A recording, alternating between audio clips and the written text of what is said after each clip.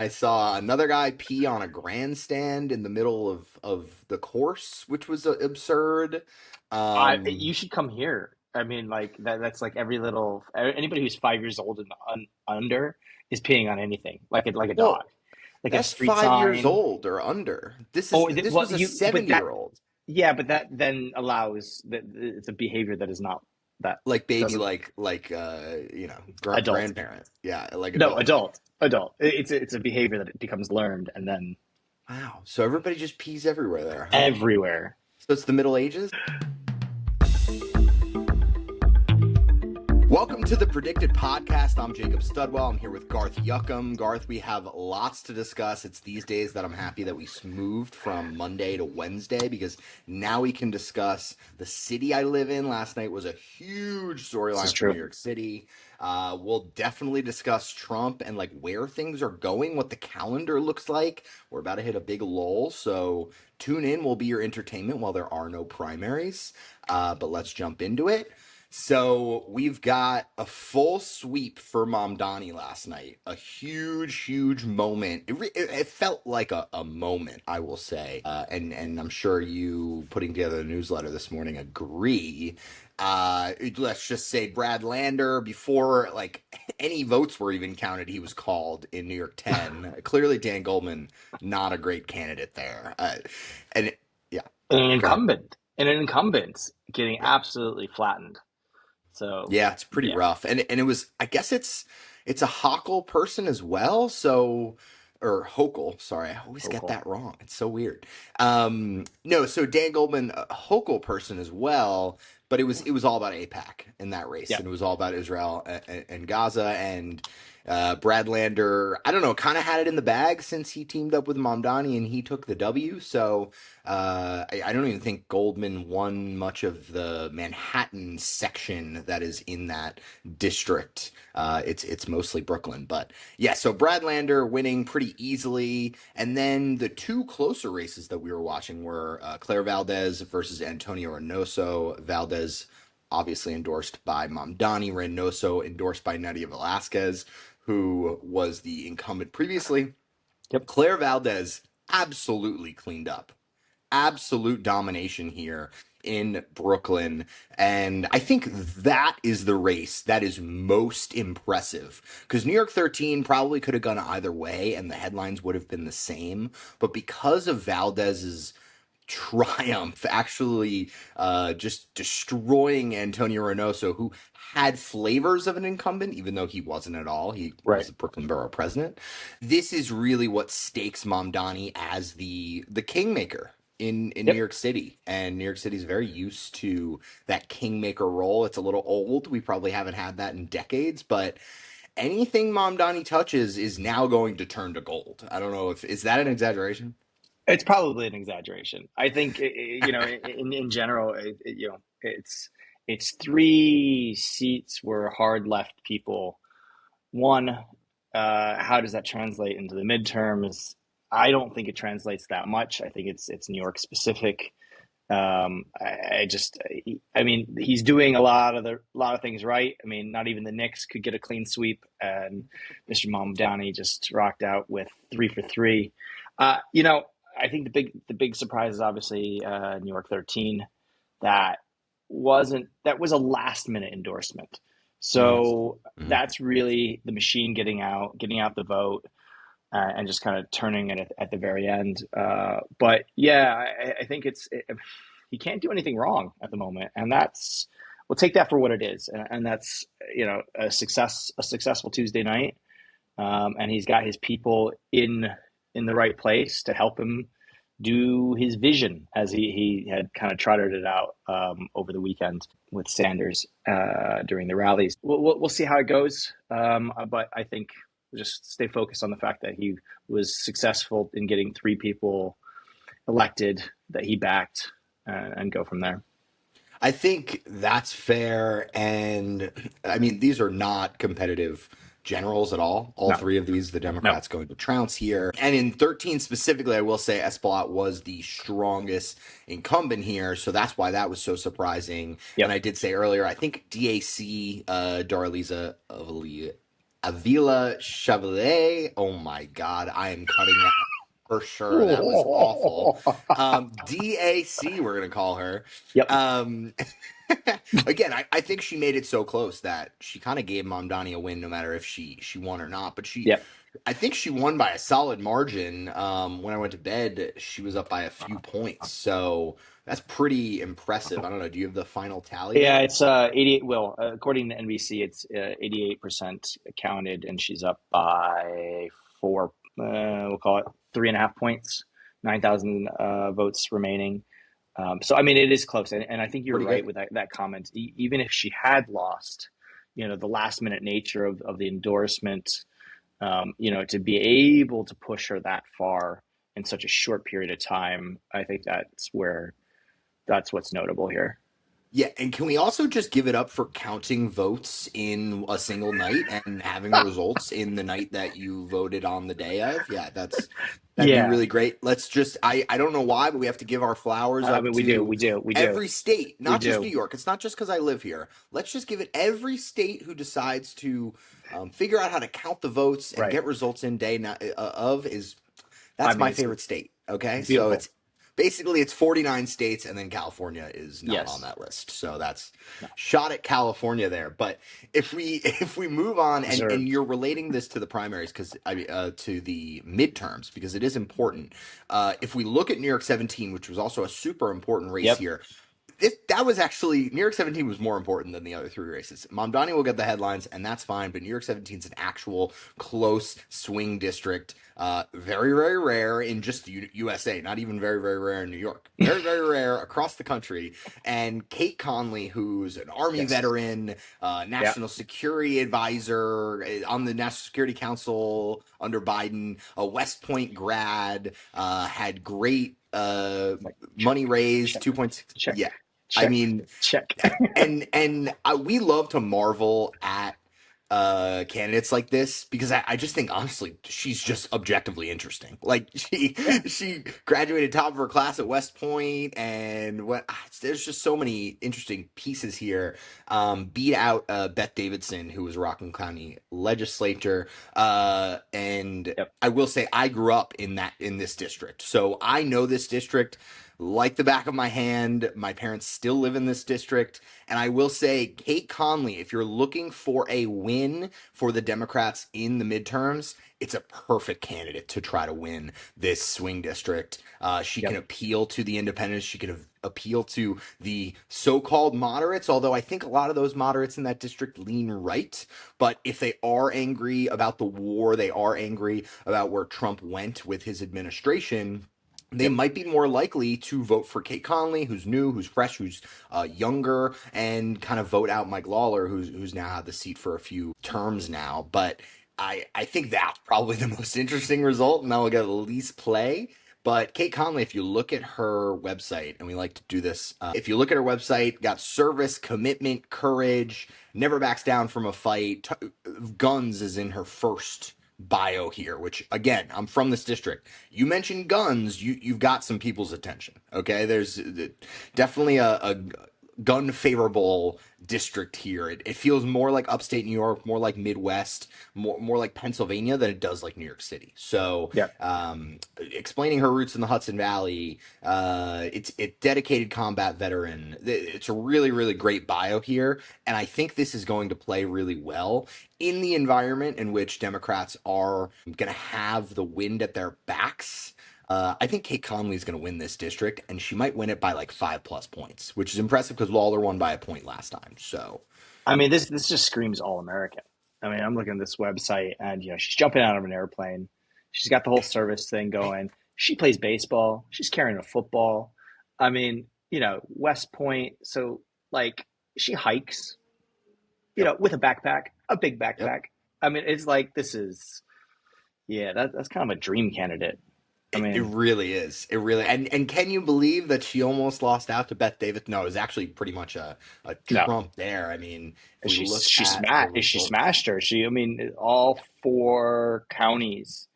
I mean, she's up by, except for Rockland, which you know was Beth Davidson's. home, if you will. Yeah, that's her home, right? Exactly. And And Conley still won. ironic because Rockland is where the most conservative voters are going to be. So Yeah, that's where you need to be as centrist as possible going into the yeah. general. But you know what? It's funny. I guess these conservative voters in Rockland maybe breed a more liberal left, potentially, a more leftist electorate on for the I think Democratic with I Party. think once you have the guns and the military service and the West Point, the through and through, I think that kind of that reaches that type of a voter pretty easily. Yeah. I Yep. mean, that's just that's a again check mark, right? Yep. That's you have that service element in your background in your CV, and that's big. Absolutely. So if we talk about the New York 17 House race, right now Democrats are at 87 cents, Republicans are at 20 cents. Probably a little bit underpriced. There's not too much volume there. That's a little bit strong. I might lean a little bit Republican at that price, but I don't think 80-20 is too far off because of the candidate that the Democrats got and because of Yeah, the generic ballot. I think the averages still have Democrats only up by about 5 points, 5 points. Yeah, we'll talk about that race a bit because with house races you can really only talk about the interesting ones because there's so many every single yeah. midterm election. But Well, and uh, so many of them have been gerrymandered into uninterestingville. It's yep, yep, and this is one that luckily hasn't been. We love competitive elections here at PredictIt. So, all right. I think that's everything I got on New York. Anything you wanted to add here? We didn't talk about New York 12 at all, but Lasher, the no, establishment candidate, did beat out Boris in like an AI proxy battle. OpenAI wins out against Anthropic. Uh, Frankly, it's just not that interesting at the end of the day. no. The former incumbent's choice won out. Bloomberg's Yep, choice won out. Alex Boris, who was, I mean, he made it close-ish compared to yep. what you might have thought 6 months ago. But yeah, Boris just doesn't do it. And Schlossberg actually looks like the spoiler there. Schlossberg did get, I think it was Above 11. 10 I think above 11. he's above 11 because that was Gotcha. our prop market. With we had Conway and Schlossberg, 5% and 10%. And Schlossberg's at right now 10.8%, so on 11 with 87% of the vote in. So yeah, yeah, Narrowly getting the yes in both the Schlossberg and the Conway market. Conway's at yeah. 6.1%. So yeah, I don't know if Schlossberg in another world teamed up with Boris and they were like, we're the young guys, choose us. It's funny because Schlossberg aimed most of his ammo at Boris, didn't really attack Lasher at all. Right. Looking back, was that a miscalculation, or was he was really going for voters who were more likely to vote for him? The voters that are voting for Lasher were going to vote Well, for Lasher no matter what. I mean, who is Nina Schwalb? She got 7% of the vote, more than George Conway. I've Yes, this never is heard true. of her. Nina Schwalbe, I think it's Schwalbe. If Schwalbe. Yep. uh, public health background, it looks like. Um, I think one of these like local yokels who I could mean, really put together some votes here. It was pretty impressive. 7% is pretty impressive for Mhm. somebody that's. I mean, considering how many names that if you will, well-known names in this race, in this high-profile race. I mean, that's the first time I've seen her name. Yeah, That's no, in I any of agree. the coverage for the last couple months. So that's Yep. impressive. Yeah, and that's what's fun about these smaller races is you can have random names that make bigger splashes than George Conway, who's like a solid name, who's on CNN Yep. often enough. Yep. So good for Nina, and yeah, George, maybe next time sit out that race that you don't fit into at all. I mean, I don't want to say the CB word, but might have been bagging here. I'm sure he lives in this district, whatever, so it's not really carpet bagging. Yeah. But George Conway just did not fit in here in any way, shape, or form, unfortunately. All right. Thank you, New York. Appreciate that great primary last night. And we move to the war fallout. And frankly, the biggest headline was the Senate passing the War Powers Yes. resolution. So that's exciting. You had Collins, Murkowski, Paul, and Cassidy all crossing. Yep. Fetterman saying no to that resolution. Again, there's a resolution, so it's not going to the president's desk, but we now have the House and the Senate both saying end the war. I don't know. Does it mean anything, Garth? No. I mean, you're like 3 months too late, guys. Welcome to the Yeah, right. party. I mean, Oh, I don't know if you've noticed, but nobody, or at least the White House, isn't talking about Iran anymore. right. I mean, they just story out today. Trump accuses oil companies of gas price gouging. I mean, he's already flipped the script. He's already moved on.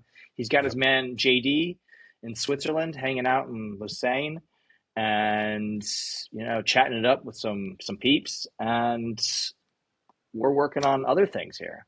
Yeah, I mean, So we would be remiss to not mention that McConnell and McCormick both were absent, so that allowed this vote to actually go through this right. passing of the resolution. So, but I'm with you, but I don't know. Any time that Congress somewhat reflects public sentiment, I'm pretty psyched. So I know they were 3 months late, but good on the House, good on the Senate. I support like well-functioning government that reflects the people. So I don't know. I'll take it. I'll take it. I mean, a well-functioning government. I mean, and at the same time, we're having this. They finally got their act together. It's because somebody didn't show up to work. We're going to, and obviously health reasons for McConnell, but we're also, the headlines are government shutdown. Same day, This is same true. day. This is true. We'll So see if it actually well happens. functioning. I'm not so sure. I mean, if you hear Thune and you hear some leaders talking, I think they're just kind of quelling the. Mhm. I guess it was a Florida member who basically said, "I'm going to hold up the government for the Save Act." Oh Um, yeah, Anna Paulina, our yeah, favorite Floridian. Um, you sounded like you have a very fond relationship with Anna Paul. Anna Paulina. I mean, I think she comes. Is she from my parents' district, That's what I'm or saying. She might be. nearby? One of the two. They redrew everything, and who knows Right, right. who's Yeah, you where. can't even keep track, of course. But I mean, what a normal, relatively normal human being who got turned into this MAGA soldier, uh, and then has now carved out this, I want to call it MTG space. I mean, it's crazy. Like when she was first coming through and going through Congress, just to see what they had done to her campaign website, like Hmm. in the Hmm. full MAGA dress of guns and all sorts of things like that. So Draped in the flag. I draped picture in the like flag. Yes, Betsy Ross, but like yes, yes. Who was the candidate out of Texas that was doing a little bit of that this year? Texas yeah. 30, I think. I We talked about her for so Yes, we talked long, about her for so long, and right? now we can't even remember her name. Can't Honestly, that's remember her name very telling. exactly. That's very telling. So Anna Paulina is like this the original version of this character, Ah, uh, and it just was kind of amazing to see the transformation that was done. And now she's but she's still doing her thing, but she's become this lightning rod in the House, yeah, and fighting for power, objectively, yeah, in and her own and way. I would be remiss to not mention again, well-functioning government. I look, nobody like shits on Congress more than I do. I think the least functioning body of any government anywhere in the world, but they did pass a sweeping housing bill yesterday that is Yeah. going to the president's desk. It's basically trying to add to the supply of housing and Yep. preventing investors from buying up single family homes. And Hmm. I think it's and super bipartisan. I mean, you could count on your hand how many no votes there were in both the House and the Senate. Yep. I think the only notable no that I saw Byron Donalds as the notable no on the Senate side. I thought that was interesting because he's up for governor in In when is that Florida. Florida primary? Sometime in August, mid Yep. August, I think it is, or maybe August 19th, something like that. Hmm. So that might come up, although I'm sure he's protecting himself. His electorate is older, so they want to keep their home values. They want to make sure their home Yep. values are as high as possible. So it makes sense for him. But yes, sweeping bipartisan bill that accomplishes what a lot of the electorate is talking about: affordability and our housing crisis. So Again, good, well-functioning Congress before the government shuts down. They're doing some stuff. So I don't know. I'm happy. Well, they're about to go on recess, so you can be happy only for so long, right? Hey, hey, they haven't had a vacation in like 3 weeks. Okay, Since Garth. Like, last Friday. and by the way, you mentioned Marjorie Taylor Greene. I had to just get in here that Marjorie Taylor Greene and Tucker Carlson both said that they are leaving the GOP. So we Yes, have they're some over it. GOP fracturing. Now, what does that mean? I don't know. Tucker was very unclear. He was like, I'm leaving the GOP. I'm not voting for Democrats. What does that mean for me? I don't know. So if he doesn't know, we don't know. And Welcome to the wilderness, the political wilderness. yeah, welcome to the 47% of Americans who are independent. So I think most Americans in general, I think they do that so that they don't get as many mailers, so that people can't find them and just get spam the hell out of their houses yeah, with mailers and phone calls and all of these things. I mean, what's the point of being a registered Republican or Democrat if that people are just going to ring you nonsense? It's like, yeah. You really have to swim through the mailers to get to the ballot box, like especially in yeah, New York, where you have to be a registered Democrat to like have an opinion. Essentially, you have to swim through the Micah Lasher mailers to get to. exactly. I'm just voting for whoever I was going to vote for anyway. Why are you mailing me? Yes, yes, yes, yes, yes, yes. It's okay. Bloomberg wants to spend his money how he wants to spend his money, No, and who are you to say that he shouldn't spend it on mailers that literally go in the garbage immediately? That litter the streets of New York. So they might heat some of the houses. I don't know. They're like some fireplaces somewhere. I don't know. there are no fireplaces. I mean, there's like two working fireplaces in all of New York. If you Okay. have a nice pre-war home that still does that kind of stuff, and those are the people who voted for Lasher anyway. To be clear, those people that Okay. have those homes. It's true. It's very true. All right. So if we go to the approval markets that we have up, so the 24th is ending today. So we're back on the DDHQ approval market here. It's very new. So the volume's not there, but it looks like we're hovering around 40+% approval for the president. I now want to talk about the reflecting pool. Because that actually has been getting a lot of play in the media. And I You was don't thinking about say. this. Yeah, I was thinking about this, and by the way, we compare this to the Kennedy Center renaming a lot in at PredictIt. So I find it funny that this is similar because it's very DC, but also it's a little more grounded. I think it's a little bit more of the people because you bring your kids to the reflecting pool I and feel like there's an in-ground pool joke here somewhere. I'm leaving that alone. You're the Floridian. You can take that I'm the one. Floridian. No, so I do think this might be a little bit more pop. It's less like it's absurd and random, but I think Americans can relate to like construction guys ruining your project and like government waste and bidding processes going awry. And I don't know. I kind of think this may be reaching out to the people. What do you think? Am I crazy for thinking people actually care about this reflecting pool?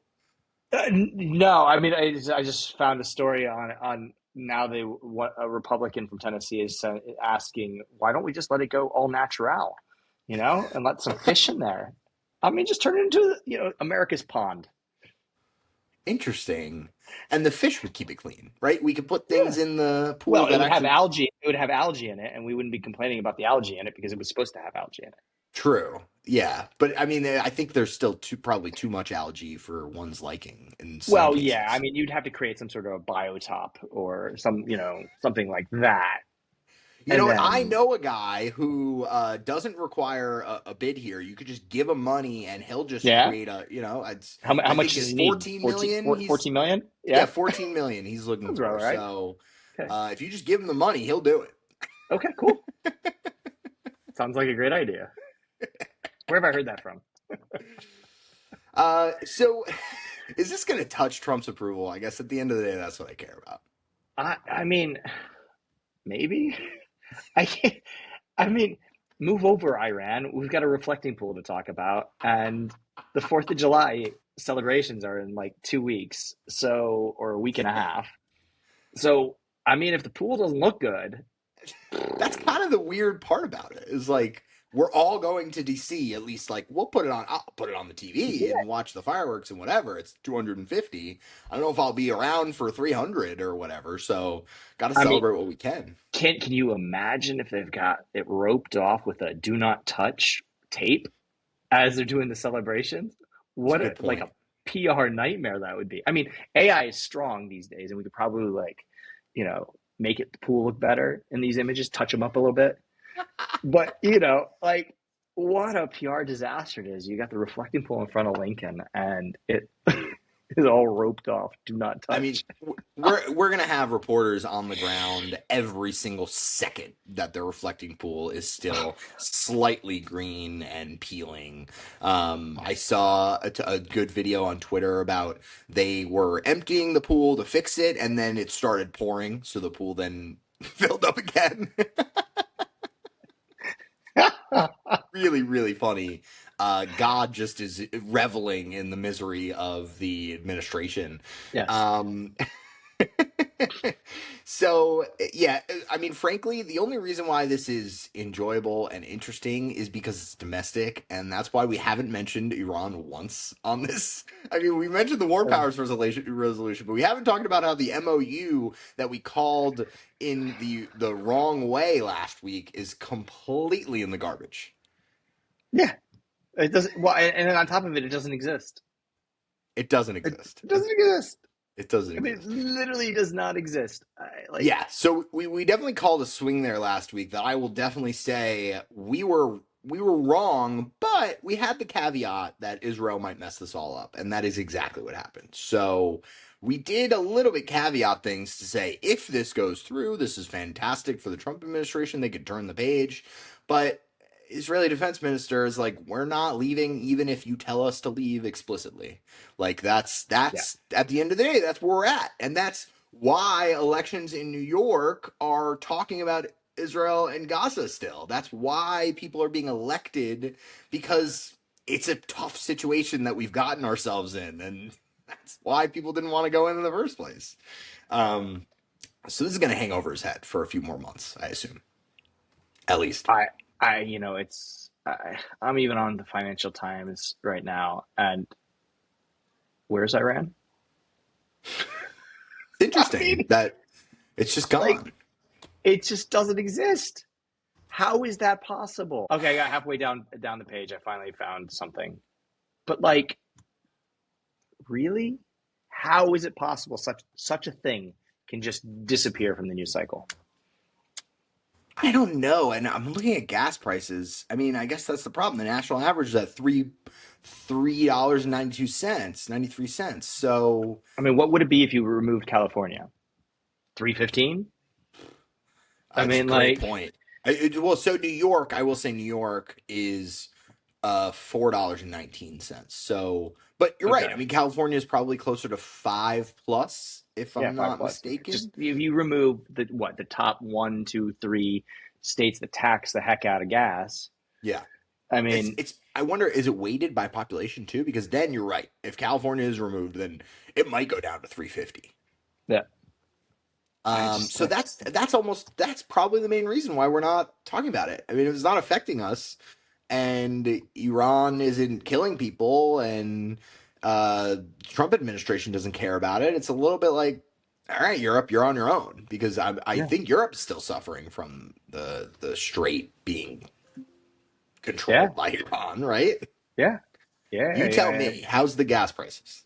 Well, I mean, gas prices have kind of leveled off. I think we're all pretty much in the same boat. I Okay. think actually the most focus has been on the rates, Fed rates, and the Okay. divergence between Yep. the EU and the Federal Reserve.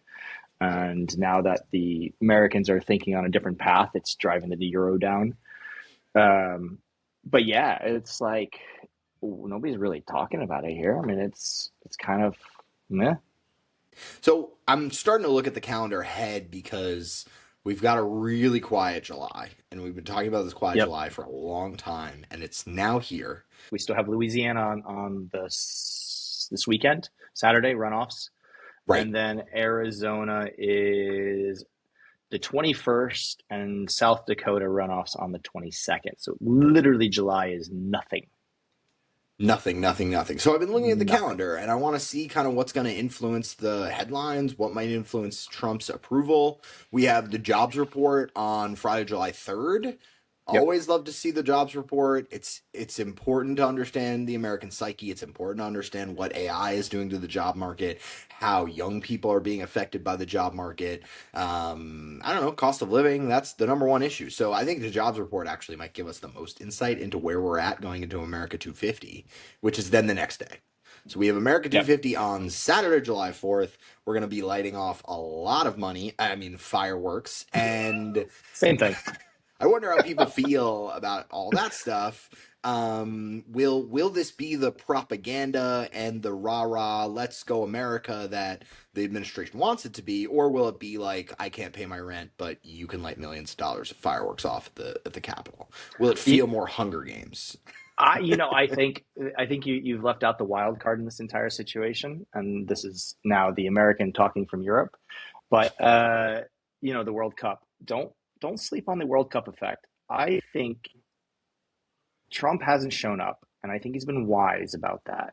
I don't know if it was necessarily planned or just a happy accident, but he hasn't shown up. And the World Cup, for the most part, has gone off without a hitch. We have not complained about video assistant referee, VAR. We haven't really complained about the weather. We had one delay recently. There's lots of goals. Messi is scoring. Ronaldo is scoring. Mbappe is scoring. And Holland. Holland. And the stadiums are full. There are happy Europeans. Yeah. There's happy Africans. There's happy South Americans. Everybody's happy right now. But are there happy Americans? That's the question. I think so. I think so. No, I agree. I mean, because the U.S. team is playing well. Can you imagine if the U.S. team makes a run, right? Nation gets behind it. They're already showing these things. I mean, this is the greatest soft power thing you could possibly have in your back pocket in an election year. And, you're going to have the 4th of July, the 250 thing go on. And, you mentioned the jobs report. The jobs report, if it's got to be horrible, okay, fine, then there'll be a stink. And then we will blow up a lot of money, as we just suggested, for the fireworks. Yep. And everybody will forget. And if the U.S. team's still playing, everybody will still forget. And that might be what papers over the cracks and gets us through to August and might give the Republicans something to, especially with gas prices. If they continue to fall, and maybe we'll get a deal and nobody shoots anybody in, Iran, between Iran and the U.S. Right. I think the World Cup might be the great savior. I mean, the unforeseen savior. I mean, because it's just this big magical thing happening right now. You might be right. I will say Trump hasn't attended because he doesn't like soccer. Just period. That's true. That's the reason. Not that it's a bad thing or a good thing. It's just a factual thing. I mean, he showed up at basketball because he likes basketball. He likes the Knicks. He doesn't care about the new U.S. men's national team. That's fine. There's a great video, by the way, of Tim Ream completely ignoring Trump's phone call to Potch. It was really, really funny. But besides that, by the way, it was reported, I think FIFA president reported that Trump will give the trophy to the winner. So he will be there at the end, which might be perfect because he lives in New Jersey. And that's it. Yeah, right. Short No, it's true. It's true. I'm definitely with you. I think if the U.S. wins the the first knockout round game, it goes a long way to just kind of smooth things over. People are feeling good. And you're right, the stadiums are full. Things are going well. It's what a wonderful thing sports can do for the vibes in a country. Let's just acknowledge that. I mean, I think that, I'm a little older than you are, and to mention the '94 World Cup, which I actually spent in Europe, oddly enough, which as an 8-year-old kid was kind of highly unfortunate.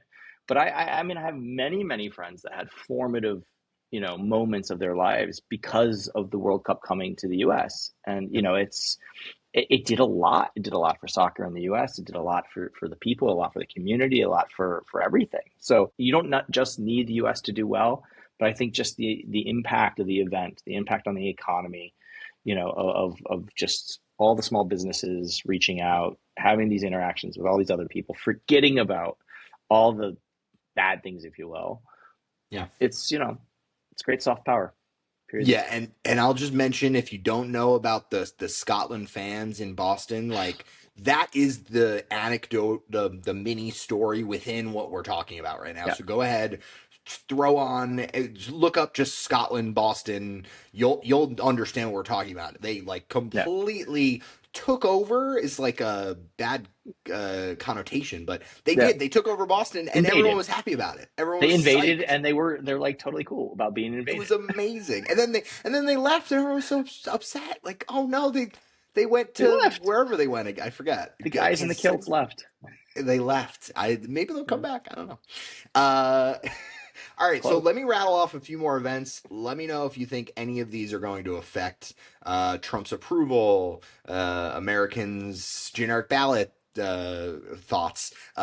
We got Fed chair minutes from June on July 8th on Wednesday. Anything there? Do we care about Kevin Warsh's thoughts? Just going to make the dollar stronger. All right. Then we got CPI report on Tuesday, July 14th. Are we worried about inflation, or is it pretty much just going to be the same thing we've been seeing? We'll see it when it pops out. I mean, it's really, I think, right now, I think that's what also drove the Fed decision. We're pushing probably closer to a rate rise. Mm-hmm. Trump's going to get angry. If we have a midnight thing where he starts tweeting away, then I think it becomes a thing, but it'll become a thing for a short cycle, because if anybody looks at it, it's a committee decision. Warsh there's only one vote. So Right. No, I agree, but Trump doesn't care. So he might start that fight. So right now, I think the CPI report might be the most influential one, right? Smack dab in the middle of July. Then we have new UK Prime Minister sometime between July 9th and July 16th. Yes. Does that matter at all? Not to the U.S. No, not at all. We don't care. And then we've got a new Fed chair policy decision. Maybe it is a rate hike on Wednesday, July 29th. And maybe that's actually what starts the full feud between President Trump's pick, Kevin Warsh, and the president himself. Anything else you got on for July that I missed that might affect things? Just watch for that World Cup final. And the handing I'm over looking forward to it. I can't wait. All right, Garth, thank you for joining me. Thanks, everyone, for listening. If you downloaded us last time, welcome to the show. This is what we talk about. This is the show. Hope you love it. Listen to us on Apple Podcasts, on Spotify, on Substack. Listen to us on youtube.com/@PredictItOfficial. We're on Twitter, x.com/@PredictItPod. And go ahead, watch the World Cup. Go USA. And thanks everyone for listening. Peace.